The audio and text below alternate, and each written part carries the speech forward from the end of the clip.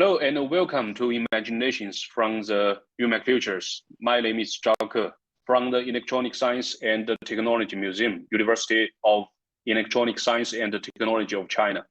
Today, we are going to talk with an emerging scholar from the University of York, UK.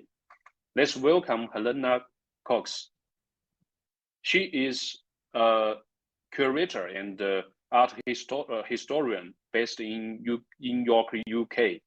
In January 2022, Helena was appointed the inaugural art curator at the University of York, overseeing a collection of over 900 artworks of many modern and contemporary art. Helena is currently completing her PhD in History of Art at the University of York, focusing on the Bohemia response to British art around the 1900s.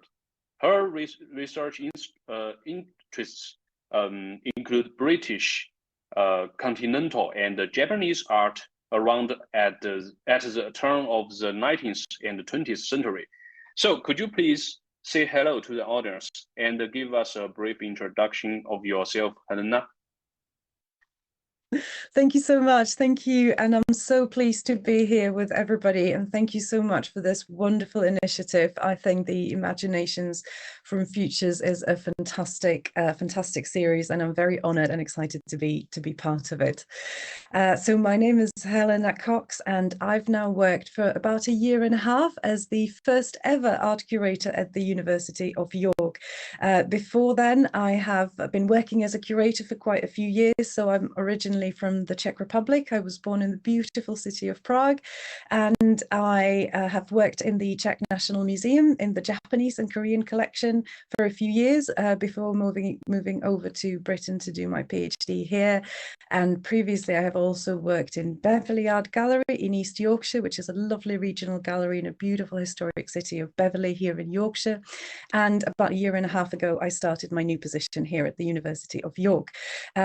This is a massively exciting position for me, not only because the university itself is a really vibrant, up-and-coming, forward-thinking, modern and vibrant, diverse university, but also because it has had its art collection very well hidden from everyone for almost 60 years.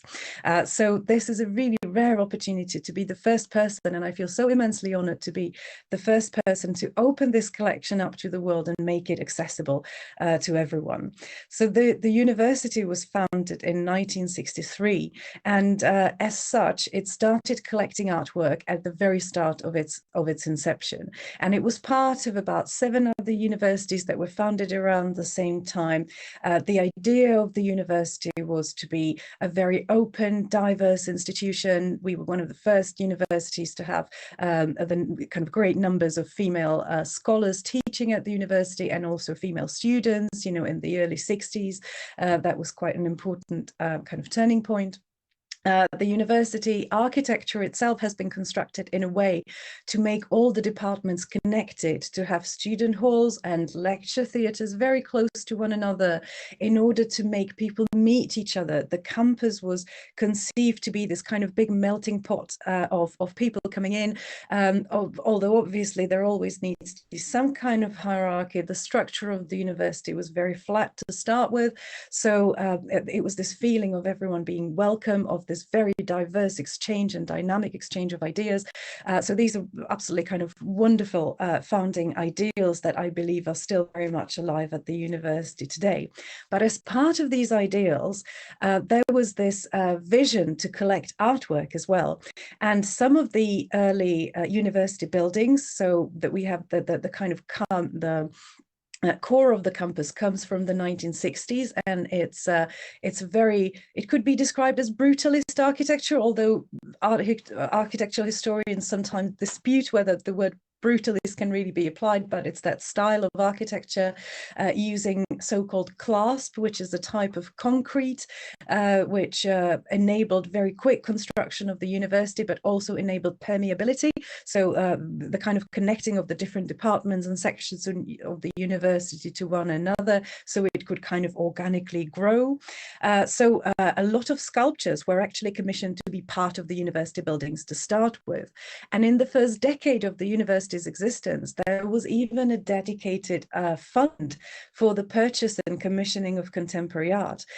So some of the best works in the collection actually come from these first kind of decade when commissioning artwork and buying artwork into the university had this dedicated fund.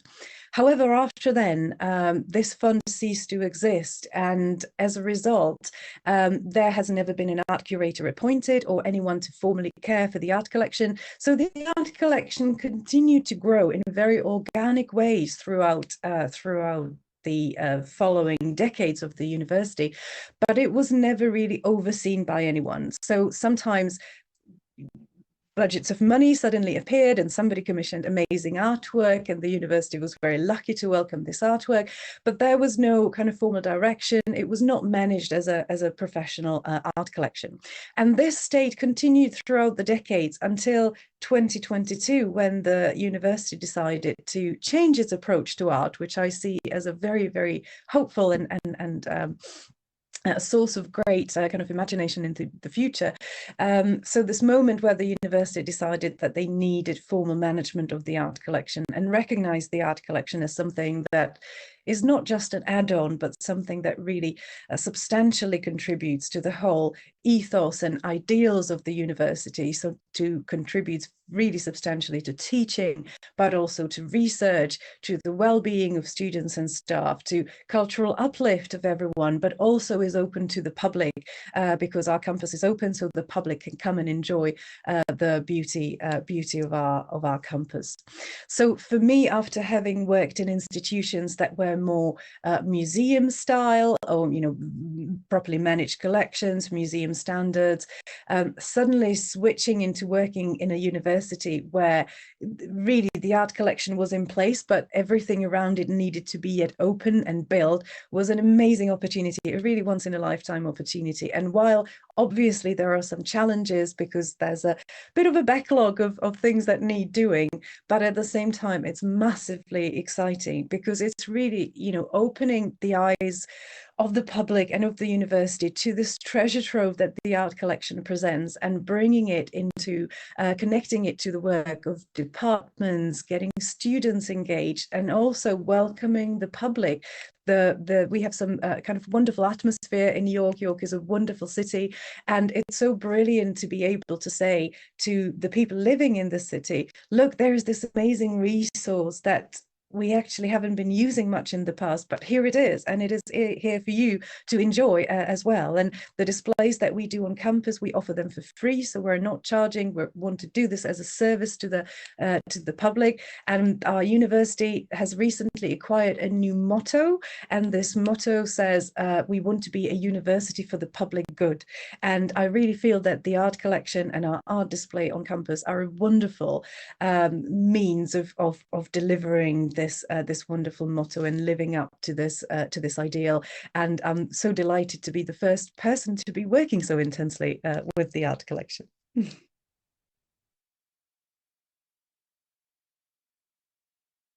I think I can't hear you at the moment. Thank you very much, Helena. And we are so glad that we have you today. And we, from what you said just now, we know the history of your art connection and why you worked there, and you are the key person of the whole connection to open it to the public, and it will contribute to the whole city and the community. It's a big significant thing and place, and it's like a public space, right? So it's a very fantastic story from you and the institution. And next we simply have 4 questions about your work and your thoughts and your idea. The first one maybe just now you have mentioned, but we have to get more from your story. What is the specific project or program you are working on right now? Maybe you will answer this art connection, and you can tell us more, and why you think it was specific one. Thank you so much. That's a great question, and I could actually answer and speak for many hours because I'm working on several projects at the same time, and I think one of the most exciting things of being in my shoes as the university art curator is that I get to multitask. I get to work on so many different projects at the same time, working with very different departments, and that's a really, really great joy. But I might kind of focus on one specific task that I'm just beginning to work on. So I'm formally based at the Borthwick Institute for Archives and Research Collections, but I work in a very collaborative manner. So, for example, I'm working now with the Department of Politics, and we're working on an art trail, bringing contemporary artwork related to various kind of research topics of the department. But I'm also working on projects with Art History Department. We've just put up 2 exhibitions actually in their space, curated by students. But the project that I'm just beginning to work on, and which I want to tell you a bit more about, is linked to our sculpture trail. So one of the amazing assets that we have at the university is that we have 15 sculptures around the campus. Most of them are located outdoors. We have a very beautiful campus which is outside of the city. It's not far from the city, but it's just outside the city. And it has beautiful landscape. We've got tall trees. We've got a series of lakes. We have amazing wildlife. Yesterday, I was driving home and I saw a fox jumping around, so it's like an amazing wildlife situation. And throughout this beautiful landscape of the campus, we have 15 quite large sculptures which are situated around the campus. And I think this is a fantastic asset. But at the moment, because the sculptures have been added to the campus in quite a kind of beautifully chaotic way, shall we say. So during the decades of the university's history, whenever there was a possibility to commission a sculpture, or whenever there was some kind of project that could result in commissioning a sculpture, different departments would take part in this. And so we have some amazing art commissions coming from the music department, for example. They've been really fantastic, but also other departments. And as a result of that, we have this trail, but we don't really have a dedicated map of the trail. The sculptures don't have proper signage. So, for example, when new students or even the members of the public, when they come to campus, they might find a sculpture, but they might not be aware of the fact that there is actually a whole trail of sculptures. So what we're working on now is that I'm getting together a group of students, because I'm very keen for students to take part in everything that's happening with the art collection. It is such an amazing resource for teaching and for research, and also for getting hands-on experience for future work in the heritage sector. And I know that we have lots of students around the university, not only in our wonderful art history department, but also across other departments, who are really interested in working in heritage and museums in the future. And so I am absolutely dedicated to making the collection as accessible and available for them to have experience. So I'm pulling together this working group with students from across the university. And together we will be working on developing interpretation for our sculpture trail. We will be launching a podcast that will interpret the individual sculptures. We will be launching a website that will be dedicated to the sculptures as well.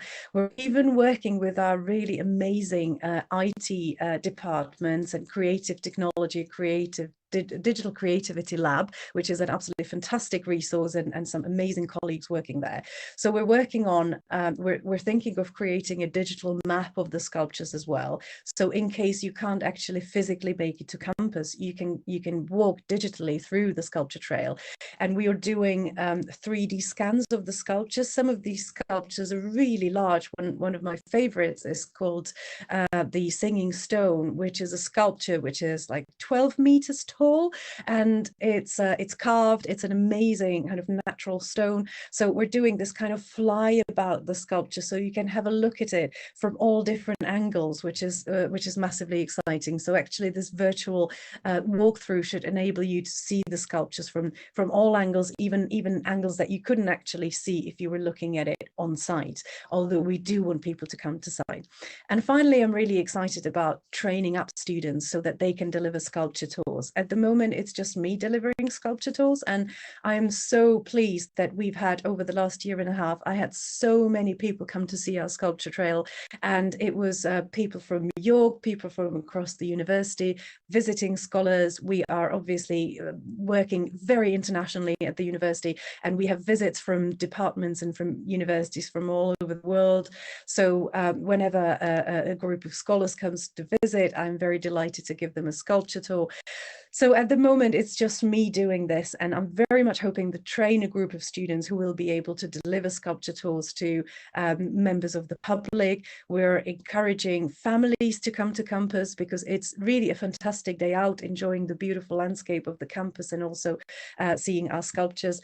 And our sculptures are really quite outstanding. Our number one item is a sculpture by Barbara Hepworth, who is a very famous sculptor, British sculptor, who also spent part of her life working in Yorkshire, so she's very closely connected to our beautiful county.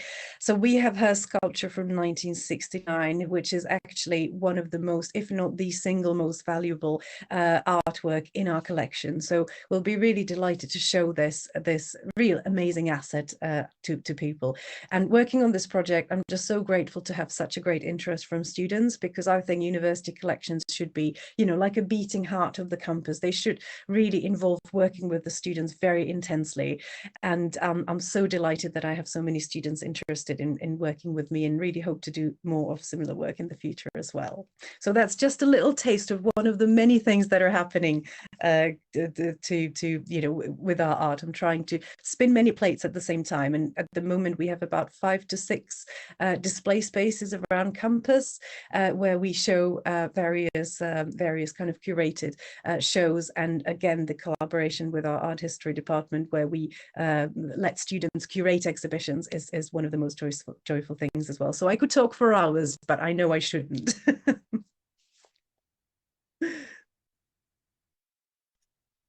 Thank you, Helena. I can tell that you are so excited that to tell the stories, and then you are actually, I can feel the love you with the museum and the students, and the student-centered education conception is always the center of the university museum, and we totally agree with that. And I can tell that you have devoted your contribution into this area, and that was a huge work. That it's kind of you have made a jewelry, a necklace with 16 sculpture, right? It's the sculptures were like the pearls, and you make them into a necklace, and all the public, the families, the other university colleagues, they came to your campus and to feel the conception of your university through the art perspectives. That's fantastic work. Yes, and we cannot wait to see that. And you can input the links into the chat box, and we will write it to the video. And others, if they were interested in it, they can check the website. And next time they visit York, they can see them with their eyes. So it's very, very fantastic. And your work were emerging with students and other departments. It's difficult. But the interdisciplinary mode is the best way to outreach our work and research from the university museums. Yes, thank you, Helena. And let's move to the second question. And can you describe the most unforgettable experience when you are dealing with a project and you worked in the public museums, the National Museum in the past, and now you are working in the university museum. So what is the most unforgettable experience? Thank you so much for this question. It's a really difficult one because I can think of so many different things to say, but there are maybe two things that I will mention. I mean, there's so many different ways that you could approach this kind of question. And obviously, you know, when I worked in the National Museum in Prague, it was so amazing to get really up close and personal with some of the collection items. I remember looking at a Japanese scroll from the 13th century, thinking how amazing that I can even, you know, be so close to such an amazing item. So, you know, working with gold gilded screens, Japanese screens from the 16th century, and looking at them and again thinking what a miracle that, you know, I can see these things so up close and work with them. But I would say that probably what really touches me very deeply is the interactions that happen with the public and with students when it comes to artwork. And when I feel that my work is actually, you know, kind of changing somebody's life a little bit, that really touches me. And there was one moment when, you know, during the pandemic, obviously all the museums and galleries closed here in Britain. And at the time I was working in a gallery, Beverley Art Gallery in East Yorkshire. And during the closures, like many other museums, we would create online programs and you know, virtual engagements, which we, you know, set up social media for the gallery, for example. You know, we kind of tried to do as much as we could online. And then when we finally reopened, we reopened with very kind of restricted access. So we were open only for a few hours a day, and we could only allow few people to come in, and there were loads of different restrictions. And despite these restrictions, I remember one of the first days that we've opened, there was an elderly couple, a lady and a gentleman, maybe, you know, obviously retired. And so obviously they were a very high risk group, but despite that, they came out as soon as the gallery opened. And I was in the door of the gallery, and they very slowly made their way in. And then they stopped to talk to me, and they said, "We have been planning this for weeks and weeks, and this is the first thing that we're doing out of lockdown. We couldn't wait to come and see the gallery and see the artworks that we love so much, be there in the space with the artwork." And I thought that was so touching, because obviously people were, you know, desperate to see their families. We were all very deprived of being together, of traveling and all of that. And for this couple to be planning, their number one thing to do is to come to the gallery that they love so much. I really felt that, you know, this made me tearful because I thought this is such a wonderful, amazing moment. And similarly to that, when I come back to the university, my happiest moments are when I'm with either the members of the public or with students at the university, and I'm taking them around our displays, or I'm doing demonstrations. So I sometimes do, you know, bring loads of artwork into one of our meeting rooms, and I bring people in and show them some of the artworks that are not currently on display. So it's a rare opportunity to see these works. And when I speak to students and I see that, you know, they maybe didn't know that we have an art collection, or they didn't know that they can work with me on the art collection, or that they can see these artworks. And when I see their eyes light up, and when I see them saying, "Oh, this is so amazing. I feel so proud to be at a university that has this kind of collection. I feel so proud to be part of this." Or when I'm taking students around the sculptures and they say, "This sculpture means so much to me. I don't know much about its history, I love it. And every time I see it, I want to sit under it and just, you know, contemplate how I feel and in the presence of this sculpture." And these are the moments where I really feel that it's not only about the kind of scholarly analysis of these artworks, but it's about the human connection, the change to how we feel, to you know, somehow transcending our, you know, our work into something that really touches people on a much deeper level.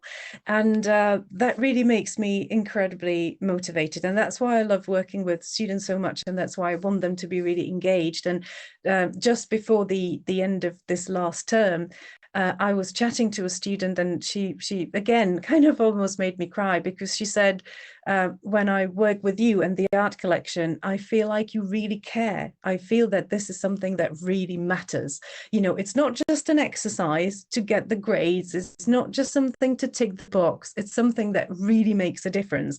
And the work that students do with me with the art collection, hopefully there'll be much more of this in the future, is you know, it's not just an exercise to tick the box. It's something that has an outcome that people will see. The exhibitions we do on campus, it's obviously part of their modules, but it's also something that the public will get to see, that other members of the university will see, that will be the background for hosting events. So it's something that will really impact people's lives in various ways. And you know, seeing that this is something that the students felt touched by, and that it was something that made them feel that they really matter in the story of the university and in the story of the art collection, those moments are the most meaningful for me, and that they kind of keep me, they give me the power to power through when difficult times come, you know. And obviously not every day is you know, roses and fairy tales, but even when difficult days come, moments like this make me feel like unstoppable, you know, it will all happen.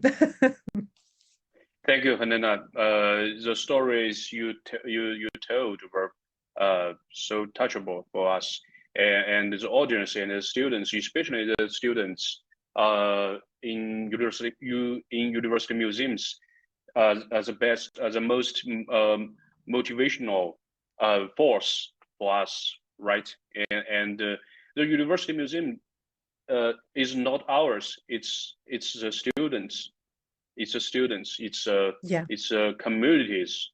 It is always my idea that yes, it's like that.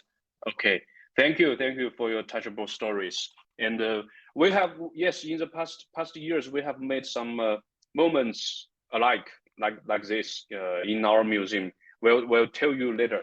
All right, let's move to the third question. Imagine that you are curating an exhibition. Maybe you are curating one.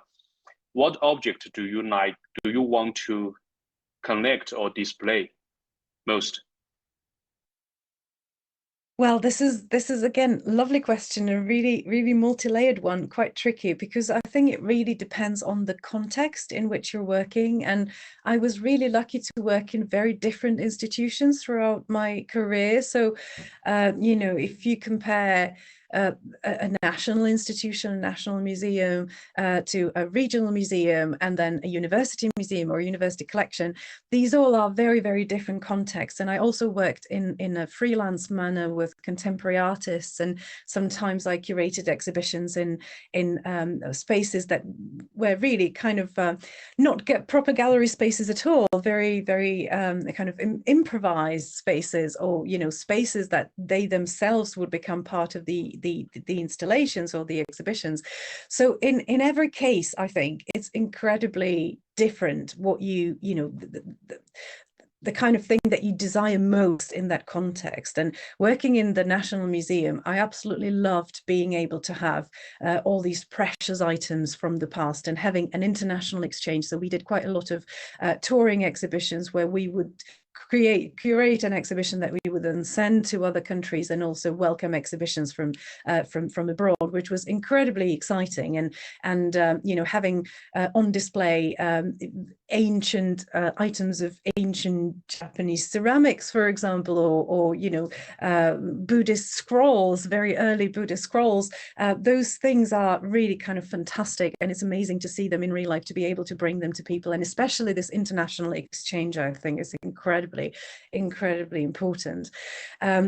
Working in a regional museum, I understood that the importance of the local connections, of really understanding the value of where you live and connecting that to a wider context, wider international context.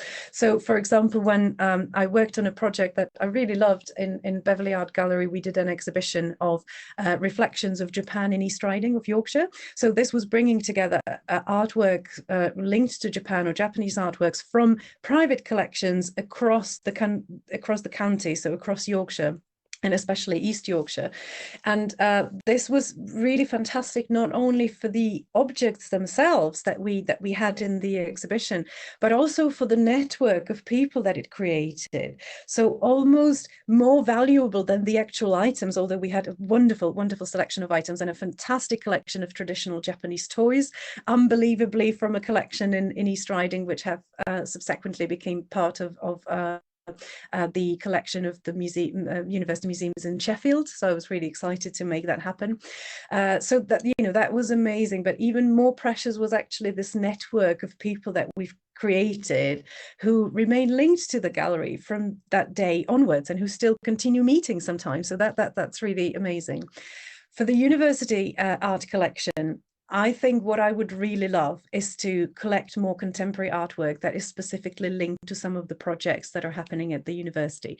So somehow capturing in time the exciting, diverse research that is going on in the university. And we are very lucky to be part of the prestigious Russell Group of universities, which is bringing together the best, the kind of cream of the cream of universities, research-intense universities in Britain. So it's obviously wonderful to be part of that. So I would really love to connect this cutting edge world-class research to contemporary art commissions that reflect this research, and somehow creating a dialogue between research that doesn't even have to be in the arts and humanities. Let's bring in the sciences and technologies, and let's create artwork that reflects this kind of collaboration. So that would be my dream, to collect and commission more contemporary, very diverse artworks that resonate with the research at the university. I would love to do that. Yes, okay. Thank you, Helena. And let's move to the fourth question. It's kind of a relay question. It's a tradition in our imaginations project. I call it question in a bottle. The question this time it's from the last speaker, Alex from University of Cambridge. She is a research and impact coordinator at the Cambridge Visual Culture Pennsylvania Museum. So she asked, if you could carry an exhibition based on a work of fiction, what work of fiction would it be? Why and how would you go about doing that project? Thank you for that question. And I have to say, I absolutely love Alex. So I was really honored that I got a question from her. And Alex has been also working with us on a collaborative project with our Humanities Research Centre. I'm commissioning, yes, I'm commissioning a series of artworks that will hopefully be installed later this year. So when I, heard that it was going to be a question from Alex, I was especially pleased and honored. And so it's a great joy. And it's a really good question. And I kind of, my answer is going to be, I'm kind of going to shift it slightly and focus on like a work of literature, maybe not specifically fiction.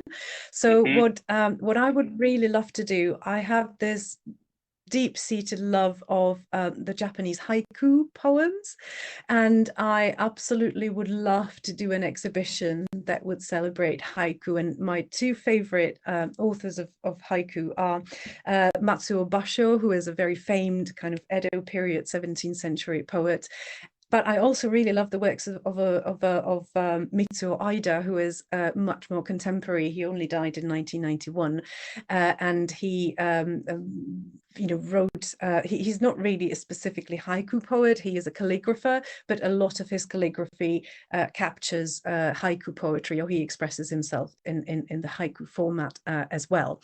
And there's what I would love to do is to have an exhibition that would somehow bring together again contemporary artists' take on the traditional format of haiku, which is so, it's so short. It's a very short format, and there's on the one hand it's incredibly loose, but on the other hand it's quite rigid in the sense that there are certain rules, and some of the rules are that, for example, there has to be a seasonal word that indicates the time of the year, and there are very often, it's also the role of sound is very important as well. So very often there are kind of sound kind of onomatopoeic expressions in the poems as well. And I would love to see artistic response to these poems. And a few years ago, I think in 2018-19, there was this exhibition at the Met in New York called the Poetry of Nature, which brought together a lot of kind of Chinese paintings inspired by nature, and quite a few of them had that there's obviously connection towards painting, especially ink painting and haiku. Very often poetry appears together with imagery. So I would like to kind of stretch that and create 3D artworks, or artworks, kind of audible artworks using soundscapes to mirror haiku, and very historical haiku, like Basho, he's such a classic, but also more contemporary haiku, and seeing how different art forms, video art, sculpture, digital artwork, sound artwork, you name it. I'd love to commission a diverse group of artists to respond to haiku from the past and from the present, and I think that would create a really kind of fantastic exhibition for me. So yeah, if you can think of anyone who would be interested, let's do this sometime. That would be Actually, I am so interested in this form. It sounds very romantic, and using the contemporary art tools, art ways to strange the traditional poem. It sounds very romantic, and as the audience, they can feel the spirit, things from the poets, their feelings, and but we use contemporary art theory and tools. We can see, we can feel, we can listen to the sounds, and we can feel the 3D things. So it's very romantic and diverse. Thank you, Helena. Thank you. Okay, so what is your question to the next speaker, the 14th speaker? So my question for the 14th speaker is, it's all about blue sky thinking and kind of dreams. So my question is, if you had absolutely all the money in the world and any technology you want, anything, any loans from all around the world, what would be your ideal gallery space and ideal collection to work with? What would you, if you could dream up any space to exhibit and have any collection from around the world to populate it with, what would you do in this situation? I would quite like to and I actually have to credit a student, because yesterday I was giving a talk in one of the wonderful workshops created by our postgraduate student, and it was about rethinking research and rethinking the way we do research and bringing creative arts and embodied practices into research. And at the end of my talk, the student asked me, if you could do anything you wanted with the university art collection, what would you do? And I thought, this is a really good question, because we're so used to working with constraints, financial constraints, we're on a tight budget, we've got tight deadlines. But actually, if we liberated our minds, if you had that opportunity to do completely what you want, what would it be that you want to do? So I'm looking forward to hearing what speaker number 14 says. Wow, that is a top question. That you have breaks of all the framework of our all the frameworks in this field, and and it reflects the name of our project, Imaginations, right? And exactly. human beings are called human beings, I think, because of they have imaginations. Yes, and exactly. it's so wonderful, and I really look forward to the answers of the next speaker, and I think we had better set it as a permanent question for all the speakers. All right. Fantastic. Right. Okay. All right. Thank you, Helena, and thank you so much for this talk in a short time. It was a very fruitful talk for us, and thank you so much, Helena. And many thanks to our audience. They will see this video in the next days in the YouTube channel, and we hope them enjoy it and join us next time. So at last, I would like to see UMAC Futures we are coming, and we would like you to participate in our teams. And all of this, that's all from me today. And see you, Helena, and maybe next time meet in person, right? Meet in person in some place in the UK or in China or in other places. Okay, thank you, Helena.